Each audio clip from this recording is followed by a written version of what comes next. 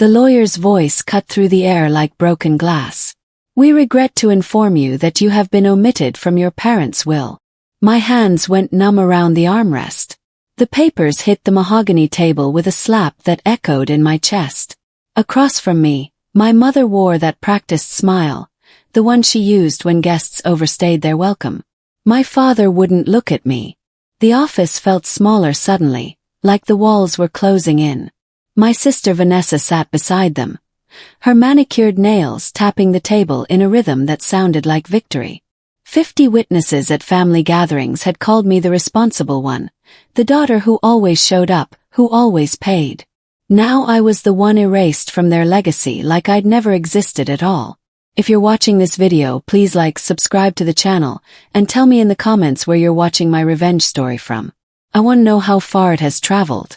My name is Aisha Malik, and I'm 32 years old. Until this moment, I thought loyalty meant something in my family. The lawyer cleared his throat, uncomfortable with the silence. Then he slid another envelope across the polished wood. "This one complicates things," he said quietly. My mother's hand trembled slightly, the first crack in her composure. I tore open the envelope with shaking fingers. Inside was a bank ledger page and a creditor's demand letter stamped 1 week ago. The numbers swam before my eyes. My father shifted in his chair, suddenly interested in the artwork behind the lawyer's desk. I remembered the last transfer I'd made 3 months ago, the one that kept their electricity from being shut off while they planned their anniversary cruise. The ledger showed a payment I'd never authorized, dated 2 weeks after that transfer. My signature sat at the bottom of a guarantee form. But I'd never signed any guarantee. The corporation name meant nothing to me. Westfield Holdings LLC. I looked up at my parents, searching for an explanation that made sense. My mother's practiced smile had frozen into something harder. "It's complicated," she said, her voice tight.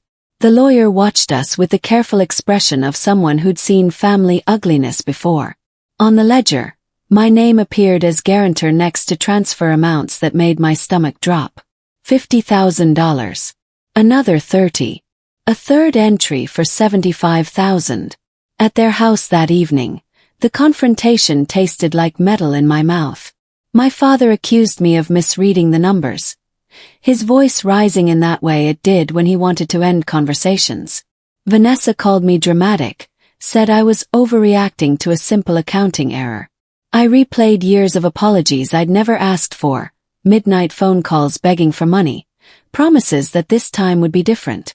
They claimed they'd left me out of the will for legal reasons, something about protecting assets from creditors. Their tone dripped with condescension, like I was a child who couldn't understand grown-up problems. I'd cancelled 3 vacations to send them money. I co-signed a car loan that destroyed my credit score. I'd worked double shifts to cover their mortgage payment when Dad's business opportunity collapsed. Now I was the problem for asking questions. My mother poured tea like we were having a normal visit. "You're being paranoid," she said sweetly. That night, unable to sleep, I logged into my email and checked her trash folder from when I'd helped her with computer problems. There it was, a forwarded contract with my signature at the bottom. Except I'd never signed it. The forged signature looked almost perfect. The curve of the A in Aisha, the loop in the M of Malik. Someone had studied my handwriting, practiced it. I pulled up old bank statements, comparing signatures on checks I'd actually written. The differences were subtle but there. The tail on the H slightly wrong, the slant just off. Cold precision. I found a voice memo from last year where my mother thanked me for covering everything during their financial crisis. Her words were warm then, grateful. The betrayal wasn't just about money anymore. Someone had mimicked my handwriting to erase my consent, to make me legally responsible for debts I'd never agreed to. I called the lawyer, Mr. Patterson, at 8 in the morning. He answered on the 3rd ring, sounding unsurprised to hear from me. I explained what I'd found, my voice shaking with anger I couldn't control. He was quiet for a long moment. "If that signature is forged, there may be grounds for fraud," he said carefully. "But you'll need proof tied to a dated transfer. Can you get the original documents?" Promised I would. After we hung up, I sat staring at my phone, understanding finally settling over me. This wasn't an accident. This was planned. At 2 in the morning, I sat at my kitchen table surrounded by bank PDFs, chasing timestamps with the obsession of someone fighting for survival. My coffee had gone cold hours ago. I cross-referenced every transfer, every date, every amount. A payment to Westfield Holdings cleared 2 days after I'd refused to co-sign another loan for my father's friend's restaurant venture. The timing was too perfect to be coincidence. I texted Vanessa, keeping my message neutral. Hey, can you explain the Westfield Holdings transfers? Just trying to understand the family finances. Her reply came instantly despite the late hour. A laughing emoji and, "We'll talk later, sis." The more I dug, the uglier the pattern became. Money moved in circles from one account to another, always just before creditors came calling. My parents had been playing shell games with their debts. Then I saw it. A small transfer at 3:06 in the morning on March 15th. The timestamp glowed on my screen like evidence. My mother had told the family she'd been home sick that night, too weak to leave bed. But this transfer required in-person authentication at the bank branch downtown. Someone had been awake, dressed, and desperate enough to move money in the middle of the night. The timestamp didn't lie. My cousin Marcus cornered me at Sunday brunch, loud enough for the entire table to hear. "Hey Aisha, why'd you stop supporting your parents? They're really struggling." Conversations stopped. Forks paused halfway to mouths. My Aunt Diane looked at me with disappointment that felt like a slap. The narrative had shifted somehow. I'd become the difficult daughter, the ungrateful child who abandoned her parents in their time of need. Vanessa dabbed her mouth with a napkin, hiding a smile. She'd been spreading stories, I realized, painting me as selfish while she lived off money that should have been split 3 ways from my grandmother's estate. Family friends whispered behind their hands. I caught fragments. Always thought she was cold, and money changes people. My throat felt tight. I excused myself, mumbling something about work, and left before anyone could see the tears building behind my eyes. In my car, my phone rang. Private number. I almost didn't answer, but something made me pick up. Silence greeted me, heavy and deliberate. Someone was there, listening, breathing. Then the line went dead. The fear that crept up my spine felt both terrifying and strangely purposeful. Someone wanted me to know they were watching. An hour after the silent call, my phone buzzed with an incoming email. No message, just a PDF attachment. I opened it with trembling fingers. It was a photographed bank receipt, slightly blurry but readable, with a teller's stamp and date. The withdrawal matched one of the transfers to Westfield Holdings. The receipt showed cash taken out, not transferred electronically. Someone had physically gone to the bank, waited in line, and withdrawn money they'd claimed was for business expenses. The date was during one of my father's supposed business trips to Chicago. But according to this receipt, someone using his account had been at a local bank branch at 9:15 on a Tuesday morning. The timestamp contradicted his story. I felt both terrified and strangely grateful. Someone out there knew the truth and wanted me to have proof. But why anonymously? Why not come forward? At the bottom of the scanned receipt, barely visible, were 3 letters written in blue ink. JT. I didn't know anyone with those initials. I saved the file with a coded name, backed it up in 3 places.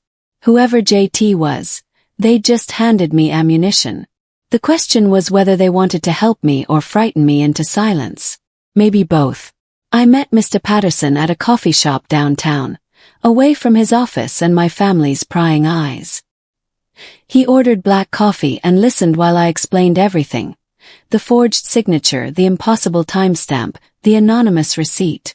His tired eyes grew sharper as I talked. "Asset traceability," he said finally, stirring his coffee slowly. "That's what we're looking at here. Shell companies are legal, but using them to hide assets from creditors and forging signatures to create guarantees is fraud." He explained how entitlement behaved like a disease in families, spreading until everyone believed the lies they told themselves. He offered to file preliminary motions but warned me about costs. Legal battles weren't cheap, especially against family who'd fight dirty. "I'll pay whatever I have to," I told him. My voice sounded steadier than I felt. "This isn't about money anymore. It's about being erased." He nodded slowly, understanding. Then he slid a handwritten list across the table, bank account numbers and names. "We'll need to subpoena these to trace the money flow," he said quietly. My eyes caught on one name halfway down the list. Trevor Hollins, Vanessa's fiancé. The coffee shop suddenly felt too warm. Vanessa hosted a family dinner the following Friday, a supposed peace offering to work things out like adults. I almost didn't go, but Mr. Patterson encouraged me to observe, to listen, to gather anything that might help our case. Trevor sat across from me, nervous energy radiating off him in waves. He kept checking his phone, fingers twitching. Vanessa played the perfect hostess, serving pasta and making small talk about wedding plans. Then Trevor's phone lit up on the table while he was in the kitchen getting wine. The screen displayed an email preview. "Moving funds, keep mom's name off paperwork." I grabbed my phone under the table and photographed the screen before the preview disappeared. My hands shook but my aim was steady. When Trevor rushed back and snatched up his phone, his face went pale. He'd seen me see it. The room went silent except for the clink of my mother's fork against her plate. "Aisha," Vanessa said, her voice too bright, too loud. "Don't make a scene." But I was already standing, phone in hand, the photo safely stored. "I'm not the one making scenes," I said quietly. "I'm just the one paying attention." I left before dessert, feeling their eyes burn holes in my back. Mr. Patterson filed the motion to compel records on Monday morning. By Tuesday afternoon, my parents' polite facade had shattered completely. My mother called 6 times in 3 hours, leaving messages that ranged from hysterical apologies to angry accusations. "It's complicated," she said in one message. "We're under pressure you don't understand." My father's voicemail was shorter, colder. "If you push this, you'll ruin us." I didn't return their calls. I couldn't stay in my apartment anymore, not with the constant ringing phone and the way every shadow felt like someone watching. My best friend Keisha offered her couch without hesitation, asked no questions when I showed up with 2 suitcases and red eyes. "Chosen family," she said simply, helping me unpack. That phrase stuck with me. Chosen family. The people who showed up not because they had to, but because they wanted to. That night, I lay awake on Keisha's couch, listening to city sounds through the window. My phone buzzed at 2 in the morning. Another voicemail from my father. I almost deleted it without listening. But something made me press play. "If you push this," his voice said, thick and rough, "you'll ruin us. Everything we've built. Is that what you want?" I saved the message and went back to sleep. Let him be afraid for once. I broke 3 days later in Keisha's kitchen. Just completely shattered. The kind of crying that comes from somewhere deep and desperate, the kind that rewires you from the inside out. Keisha held me while I sobbed, not saying anything, just being there. All the years of trying to be the good daughter, the responsible one, the one who sacrificed and smiled and never complained, it all came pouring out in gasps and tears. The breaking point wasn't dramatic. It was just me, sitting on a kitchen floor at midnight, finally understanding that fear of ruining them had been the lever they'd used to control me for years. They'd made me believe that my boundaries were betrayal, that my needs were selfishness. I was so tired of being afraid. Keisha made tea and waited until I could speak again. "What do you want to do?" she asked quietly. I wiped my face, feeling something shift inside me. A door closing on who I used to be. Another one opening on who I could become. I pulled out my phone and emailed Mr. Patterson. The message was short. "Do it. File everything. I'm done protecting them." His response came 20 minutes later. "I'll start in the morning. This is the right choice." I wasn't sure about right, but it was my choice finally. That felt like enough. Mr. Patterson explained we needed public pressure to keep the subpoenas from being quietly buried by lawyers with connections. He suggested a careful, factual leak to a journalist he knew, someone who exposed financial hypocrisy without sensationalism or tabloid drama. We drafted an anonymous tip, included copies of the forged signatures and the impossible timestamps, attached the bank receipts and the email preview from Trevor's phone. Everything documented, everything provable. The journalist, a woman named Tanya Mitchell who wrote for the city paper's financial crime section, bit immediately. She called Mr. Patterson that same afternoon. I hated the idea of airing my family's ugliness in public. Privacy had always been sacred in our house, the ultimate rule.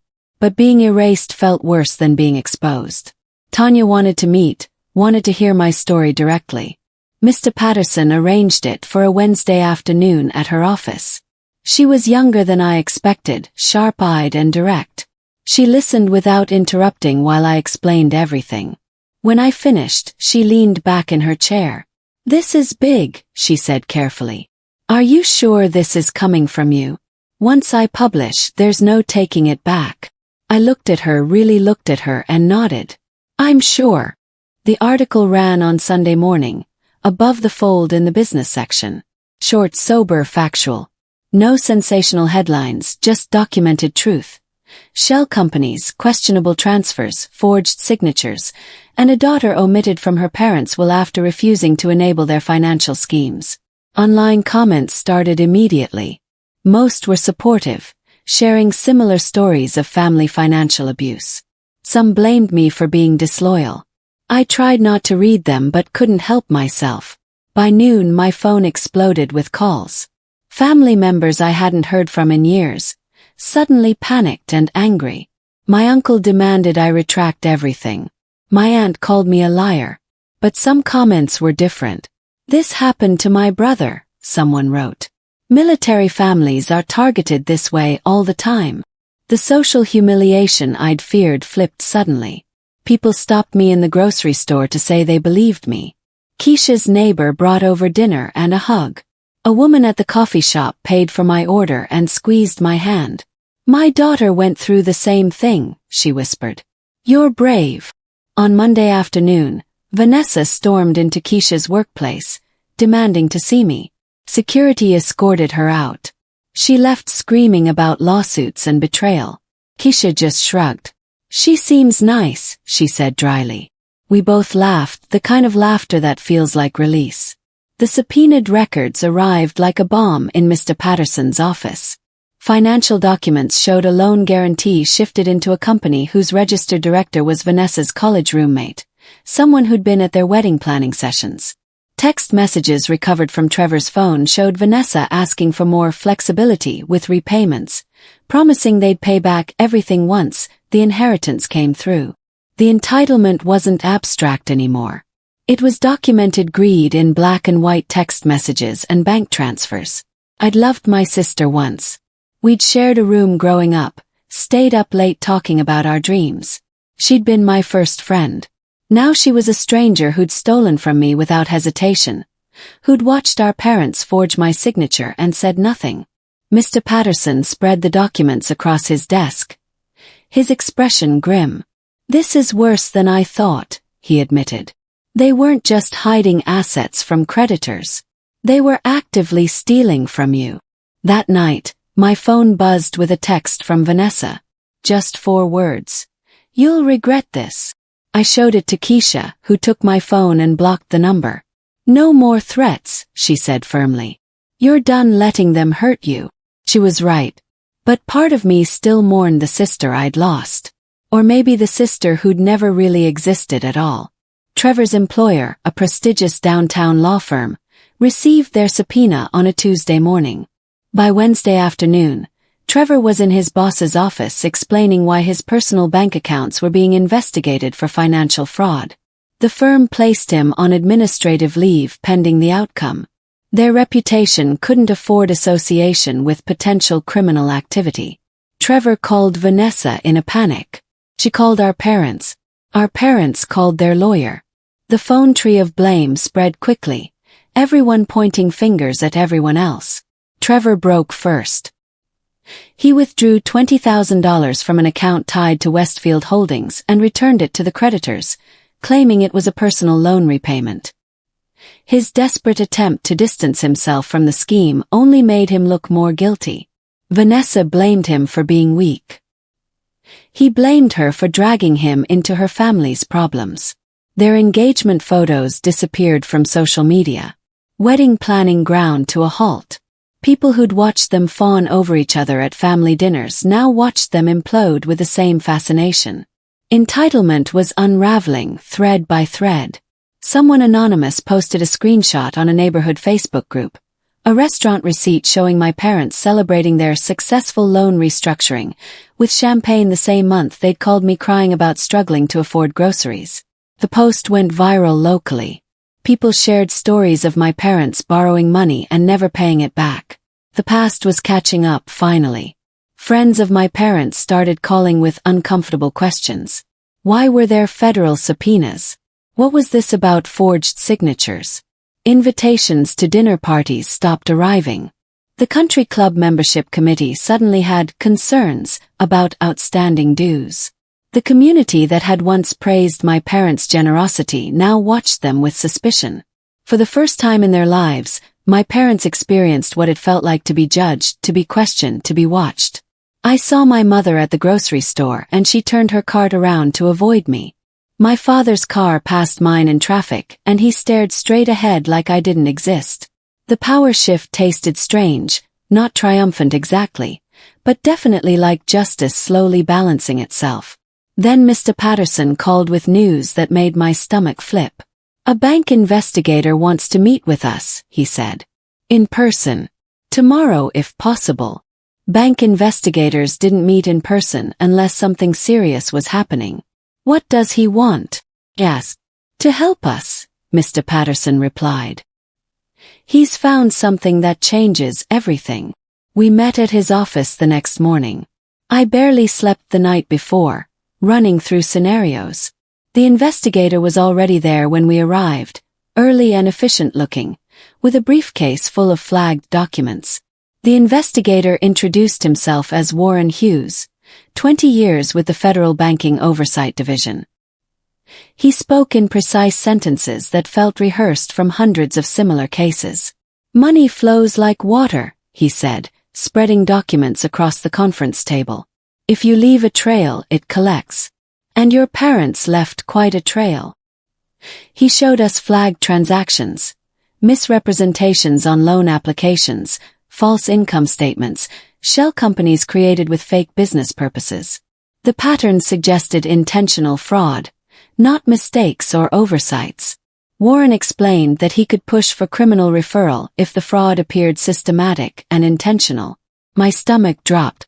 Criminal charges meant investigations, possible jail time. This was bigger than I'd imagined. There's something else, Warren said quietly. He pulled out another document, handling it carefully like it was dangerous. Your father used his passport to open an account under a false corporate name. That's identity fraud at the federal level. It crosses several lines legally.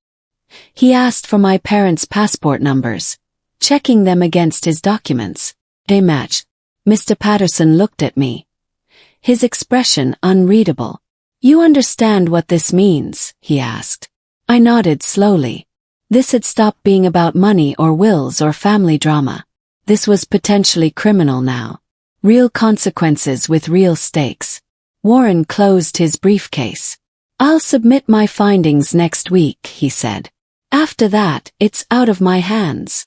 My mother's best friend, Carol, called me on a Thursday afternoon. Her voice was tight and uncomfortable. Aisha, I need to tell you something, she said. Your mother doesn't know I'm calling. She'd recorded a phone conversation with my mother 2 nights ago, worried about what she was hearing. Carol was afraid she might be asked to lie in court, wanted protection if things went that direction. She sent me the audio file without explaining further. I listened to it alone in my car, parked outside a grocery store. My mother's voice, bright and casual, laughing. Honestly, Carol, leaving Aisha out of the will was the best decision we made. Kept her in her place. She was getting too confident, asking too many questions. Carol's voice uncertain. But wasn't it wrong? She's your daughter. My mother laughed again, that practiced sound I knew so well.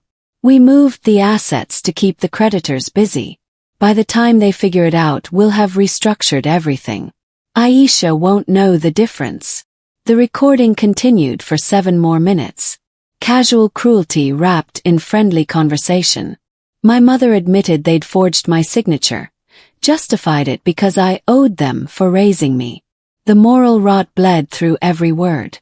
I sat in my car, hands shaking, listening to my mother casually destroy what was left of my love for her. Carol's text came through. "Do you want me to send this to the investigator?" I stared at my phone for a long time before answering. The decision tortured me for 2 days. Sending that recording to Warren Hughes meant publicizing my mother's voice, her casual cruelty, her calculated manipulation. It would devastate me almost as much as it would devastate her. But keeping it hidden meant letting her lies continue. Meant letting her paint me as the villain in their story. I finally decided on Friday evening, after talking it through with Keisha and Mr. Patterson.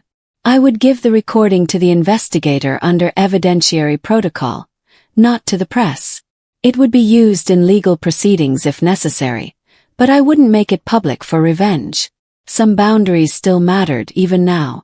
Warren received the file on Monday morning. His response was immediate. "This changes everything. It establishes intent and premeditation." The recording shredded every denial my parents had made.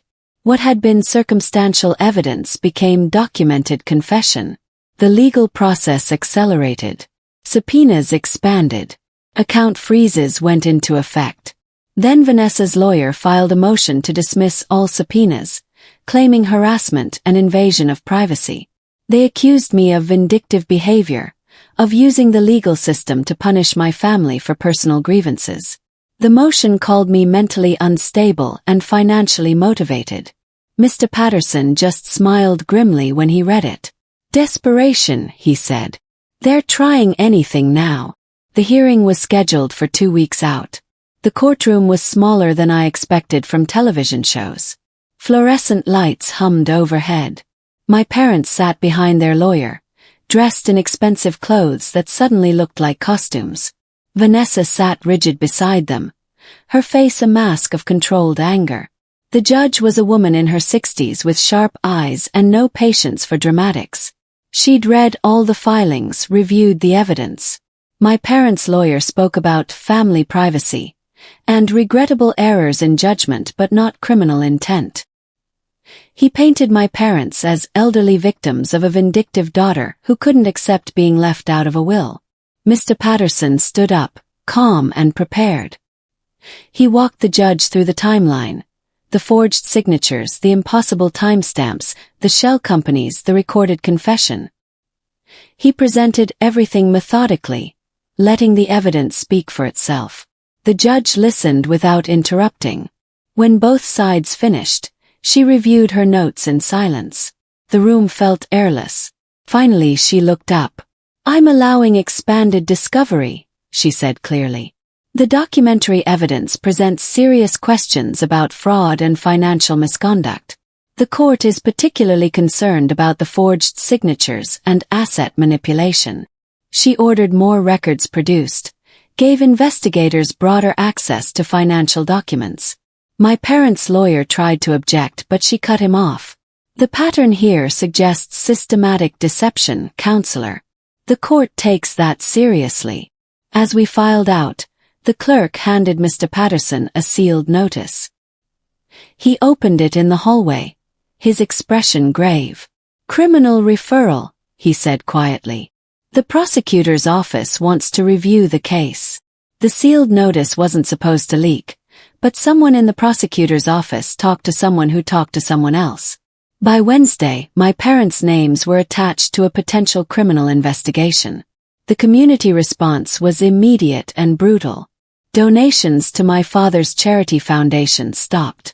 The board asked him to step down pending resolution of legal questions. My mother's book club uninvited her to their annual gala. Their social calendar, once filled with dinner parties and fundraisers, evaporated overnight. The entitled circle that had protected them unraveled when their financial schemes became public knowledge. People who'd looked the other way when money was flowing suddenly discovered moral standards. I didn't feel triumphant watching their world collapse. Mostly I felt exhausted and relieved. The scales were finally balancing.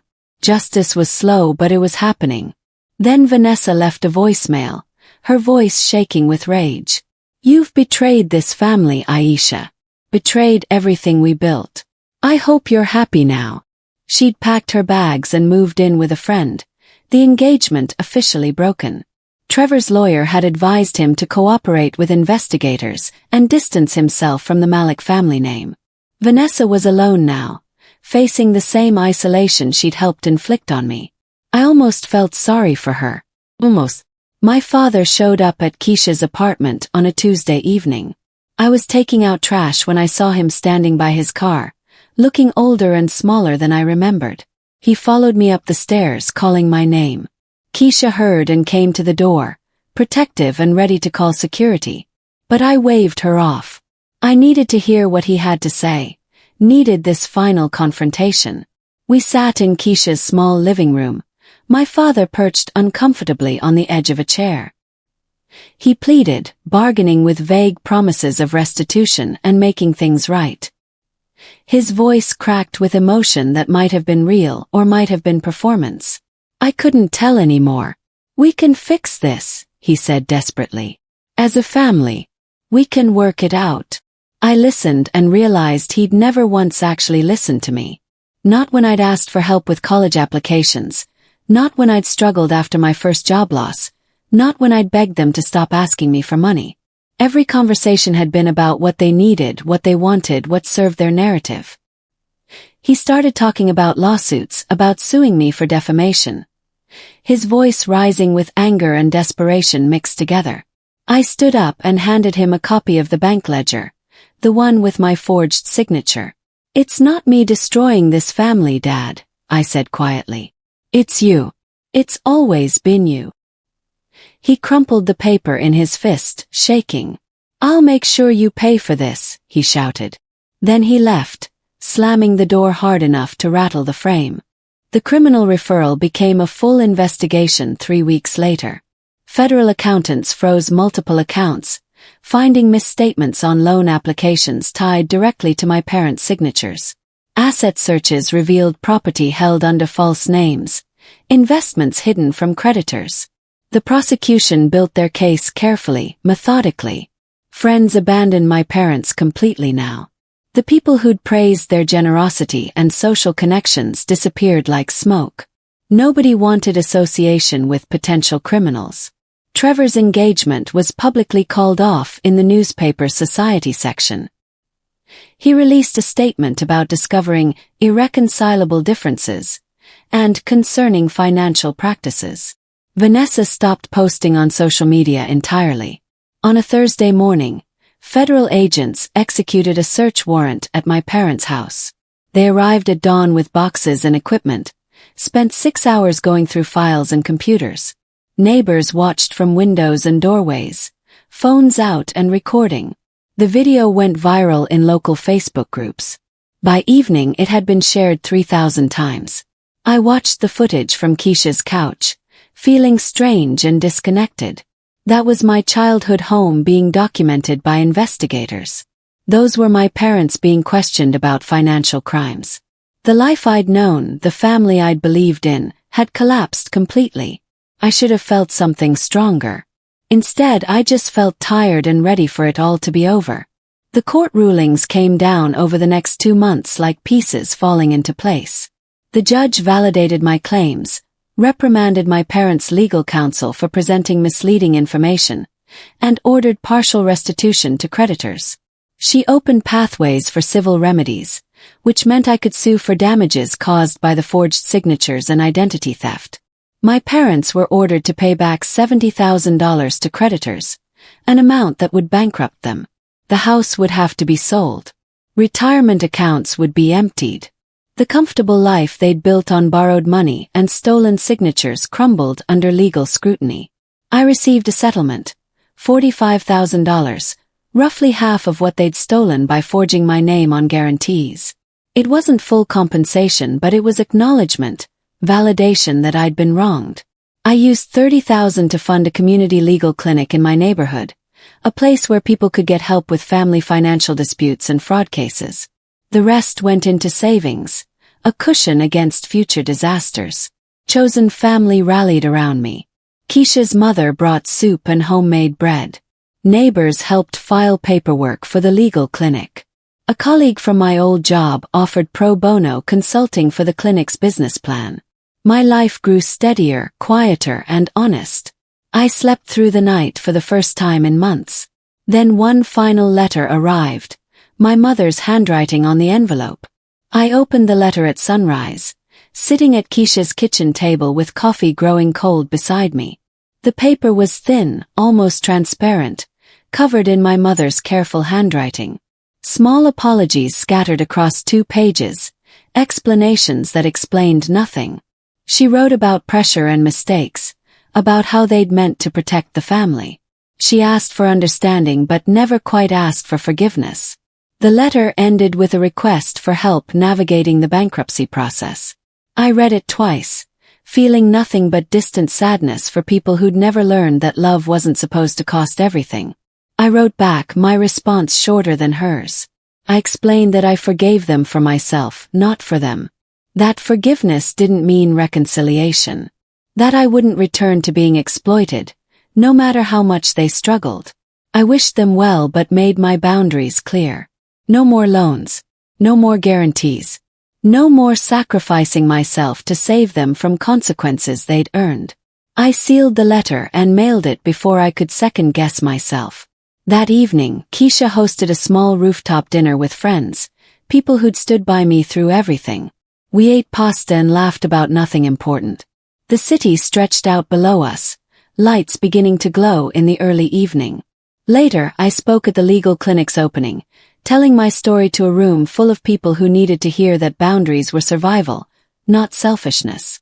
My parents faced legal consequences and social exile. I'd rebuilt my life with people who chose to love me. The final truth was simple. I'd been left out of their will, but I'd written my own future. And it didn't need their permission to be real. I'd love to hear your thoughts. What does family mean to you?